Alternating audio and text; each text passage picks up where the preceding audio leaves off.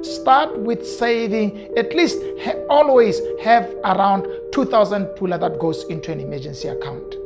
Yeah, depending on your net worth, you may need to keep 10,000, you may need to keep 20,000, but here's the minimum that I think for an average person. If you have 2,000, depending on how your lifestyle, actually the rule in financial matrix is that at least you need to be having at least 15% of your income in your emergency fund. An average person normally think of emergency fund in terms of bad times only, but you will always have opportunities that you can take money from your emergency fund to respond to them. I am not saying turn your emergency fund into an opportunity fund. No, if you are looking for an opportunity fund that you can use, you need to have an investment fund that you can use for that. But I want to make this as a point because sometimes you will have opportunities that you need to respond to.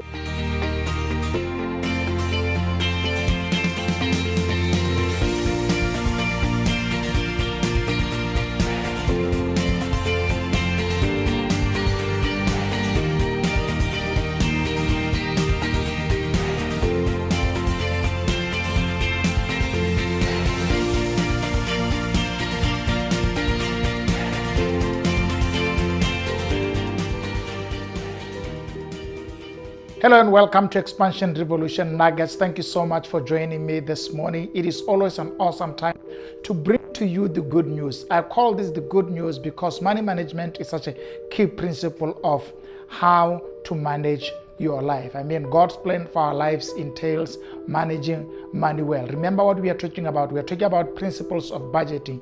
And the whole argument is that when you have a budget, which is a plan or a strategy of how you're going to manage your money, it helps your life to flow in the direction in which you want it to go. So far, we have discussed various principles regarding budgeting. And today I want to introduce another principle, which is the principle of the emergency fund. Now, the emergency fund is such a very important tool in financial planning. As a matter of fact, when you do personal financial planning, one of the key things is being able to plan for unseen circumstances. This is life. So in life, you would experience storms. In life, there will be things that you'll be able to predict that will happen. Kids will become sick, accidents will take place. There will be things that will come into your life that you did not plan for. Some people will get fired from their work. I mean, salaries will get cut. We are at a time right now where because of COVID, some people have had their salaries cut into half, into 3/4 down what they used to earn. So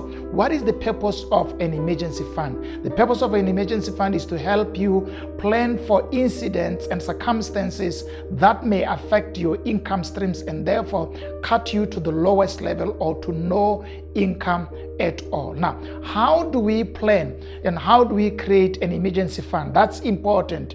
And I want to show you some basic steps on how you can make sure that you create an emergency fund. Now, first thing, my argument in normally my teachings is I want all my clients to be able to have a private account that deals with emergency. So in other words, create an account, whether you call it, you open it, you know at a personal level that it's meant to be an emergency fund account. So whether it can be a savings and you don't have access to it, if you are so spontaneous in using money, make sure that you don't allow yourself to have a card that cashes on that account so that you make it difficult for yourself to have access to that money. So have a specific account that you save money into it or you put money into it that can help you when you have miscellaneous emergencies that may affect your life at a very great level. So create an emergency account. That's the first thing. And then the second thing that I normally urge you is that you need to automate transactions into emergency fund account.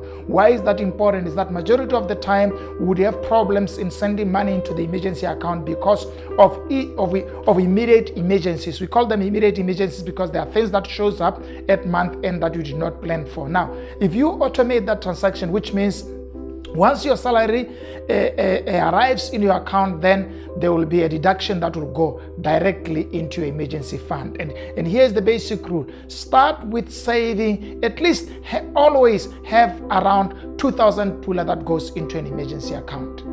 Yeah, depending on your net worth, you may need to keep 10,000, you may need to keep 20,000. But here's the minimum that I think for an average person. If you have 2,000, depending on how your lifestyle, actually the rule in financial matrix is that at least you need to be having at least 15% of your income in your emergency fund. So I'm trying to make it easier to say at a very average level, depending on where you are in life, have 2,000, have 10,000, have 20,000, depending on your net worth and depending on your costs of life. And I'm about to show you that. Now, you need to apply the categorical rule of household income. So at a very basic level, the rule is at least make sure that you are saving 15% of your household income, so that if you are fired from your job, if you lose your job, or your company sends you away, or there's an emergency that happens in your household, you'd be able to rescue yourself. Now, part of doing that is you also need to apply the categorical rule in whether you are single, whether you are married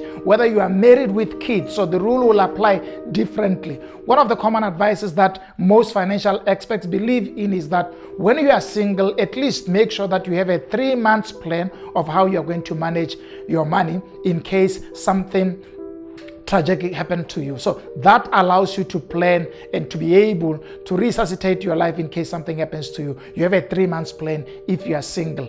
If you are married and you have no children, a 6-month plan is advisable, because now there are the two of you. And part of the advice is you can go for a 30% savings of your household income, which means if both of you are working, you contribute 15% each of your income, and you're able to put that money aside in case of an emergency. You will be safe as a couple, at least to be able to survive for the next 6 months. We encourage families to be able to target an emergency fund that can serve them at least 9 months to 12 months period. So what you normally need to do is, in the early days of your life, you invest into your emergency account, and then you turn it into an investment account so that the money that you have therein keep on growing itself for any interest. But you may need to ensure that at any point in time, at least you have around 30% to 40% of your costs in that can be able to service you for the longest time of your life. So you need to apply the categorical rule, and it is categorical because it depends on whether you have family, you have children, or you are single. But here's what I want to say, and it comes from this, which is the power of the emergency fund. It says the power of emergency fund lies in its ability to give you confidence to respond to opportunities and misfortunes aptly. Have you ever found yourself in a situation where you can't respond to an opportunity that cost 1,000 pula because you are tight?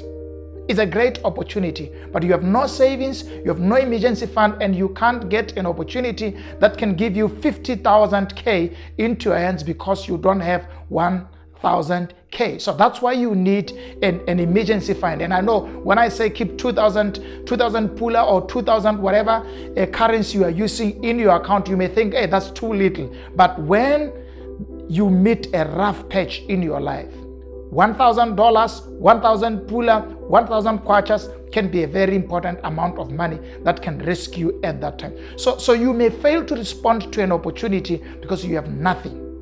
And I know an average person normally think of emergency fund in terms of bad times only, but you will always have opportunities that you can take money from your emergency fund to respond to them. I am not saying turn your emergency fund into an opportunity fund. No, if you are looking for an opportunity fund that you can use, you need to have an investment fund that you can use for that. But I want to make this as a point because sometimes you will have opportunities that you need to respond to. So make sure that you plan. In your budget, you put something aside that can be used for an emergency fund. And it is the money that you are putting aside. You are not consuming it monthly. You are keeping it aside so that in case something bad happens, it can help you to go far in life. It is important. As much as we believe God to give us the future that we are believing for, let's uncertainty so that while we believe God to take us far, we are also wise enough to navigate things that we can control.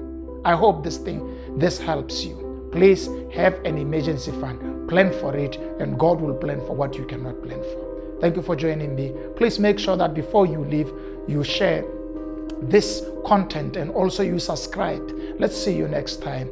God bless you.